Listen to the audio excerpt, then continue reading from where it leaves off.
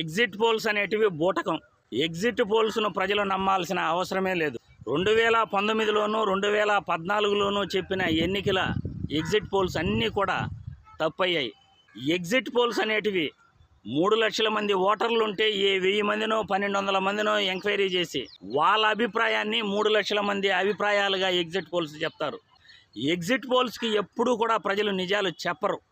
ప్రజలు ఎవరికి ఓటేశారు, ఎవరికి ఓటు వేయలేదు అనేది రేపు ఎన్నికల కౌంటింగ్లో తెలుస్తుంది. కానీ ఈ బూటకపు ఎగ్జిట్ పోల్స్ నమ్మి ప్రజలు అపోహలు చెందాల్సిన అవసరమే లేదు.